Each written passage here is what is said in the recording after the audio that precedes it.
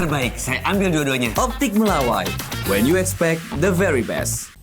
Masalah ada di mana yang tidak bisa Bapak handle. Siapa tahu Komisi 6 di bawah pimpinan Bapak Eko Patrio bisa menyelesaikan ini. Yang pertama, saya selamat pada Pak Menteri. Ini Pak Menteri yang pertama dari dalam. Sudah 7 mendampingin Menteri. Betapa hebatnya pengalaman Pak Menteri ini. Tepuk tangan, ya nggak apa-apa. Karena jarang ini Pak. Jarang-jarang biasanya Menteri dari partai politik. Ini kan tidak terlihat partai politiknya. Jadi kita apresiasi dan selamat juga buat Bu Wamen yang merepositioning dirinya dari anggota DPR menjadi wamen, pekerjaan yang sangat berbeda ya. Tadi paling tidak Bu Wamen tahu kelemahan-kelemahan DPR ya, yang bisa dipakai oleh Bu Wamen ya. Dan jajaran yang sudah saya kenal rata-rata di sini, yang pertama memang begini Pak Menteri, ini yang paling seru ini adalah Permendak pengaturan impor. Terkesan selama ini Kementerian Perdagangan itu nggak siap sebetulnya. Karena hampir setiap bulan itu berganti Permendaknya. Ya, dari Permendak 36 2023 ke Permendak 3 2024, 7 2024, 8 2024. Itu jenjangnya hanya sebulan-sebulan, Pak. Betapa luar biasanya mengganti Permendak yang hanya nafasnya 1 bulan, diganti lagi. Ini seperti mengganti peraturan rumah tangga atau peraturan perusahaan. Padahal ini skopnya nasional, Pak Menteri. Saya tahu bahwa ini rumit, situasi global juga tidak menentu, dan kita berhadapan sama lingkungan yang parasitik sama ekstraktif. Tetapi lain kali kalau bisa dikaji dulu. Jadi jangan langsung direspon, Pak. Apa yang dilakukan oleh Kementerian Perdagangan saya pikir sudah cukup baik, mengkaji dulu ini Permendak 8, berbagai tekanan kepada Bapak dan kementerian untuk dirubah, tapi Bapak tidak langsung merespon. Karena seperti yang dikatakan Pak Menteri sebelumnya, ini menyangkut kredibilitas kementerian. Bapak setuju nggak kalau Bapak ganti setiap bulan Permendaknya, kredibilitas Kemendak ini turun? Nggak boleh. Kalau ada hal salah yang terjadi, persepsi yang salah di luar, Bapak luruskan. Contoh, Sritek menuduh Permendak 8 adalah penyebab bangkrutnya Sritek. Bapak setuju?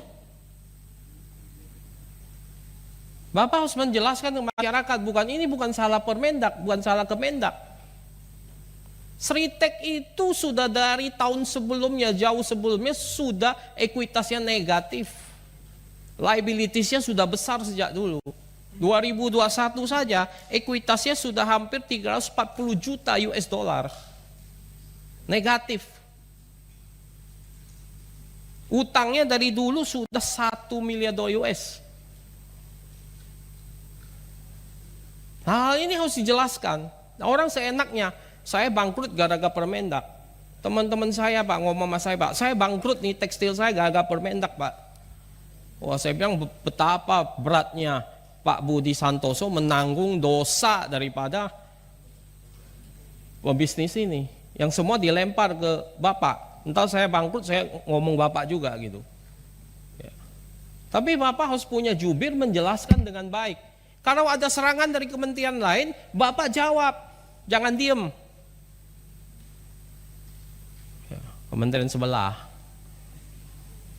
Ini kan tarik menarik Bu Wamen.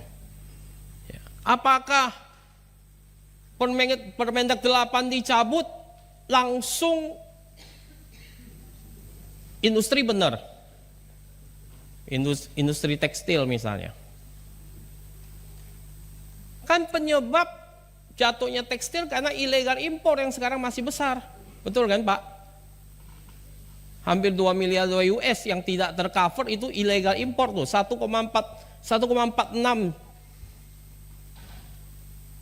miliar US.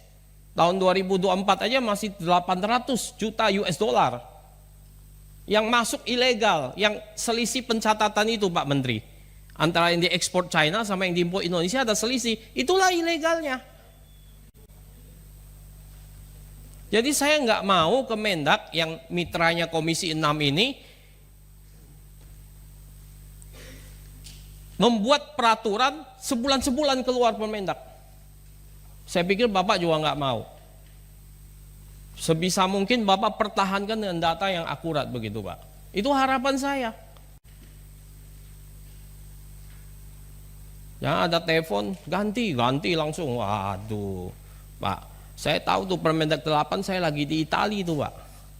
Betul kan? Bersama teman-teman Kemendak juga itu.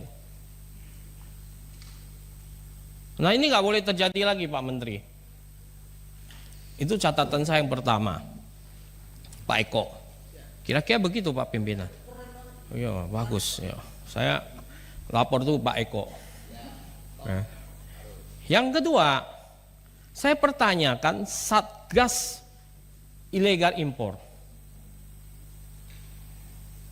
Bahwa dengan masih masuknya ilegal impor tekstil yang cukup besar di tahun 2024 sampai Juni 2024 ini ada 800 juta US, berarti kan Satgasnya ini enggak efektif, Pak Menteri. Kan Satgas belum dibubarkan kan? Belum? Masih diperpanjang? Bagian nggak efektif Pak. Sementara ilegal import yang lain kok bisa tidak masuk? Padahal selisih harganya cukup tinggi Pak. Kok tekstil aja yang masuk terus ini? Apa sih kendala Bapak? Masalahnya apa sih? Saya lihat, wah begitu. Apa tuh? Penyitaan dibakar itu. Nggak tahu yang dibakar berapa itu. Langsung habis, tapi masih ada Pak. Jadi di mana salahnya? Saya minta Pak Menteri menjelaskan. Masalah ada di mana yang tidak bisa Bapak handle? Siapa tahu Komisi 6 di bawah pimpinan Bapak Eko Patrio bisa menyelesaikan ini. Terbaik, saya ambil dua-duanya. Optik Melawai. When you expect the very best.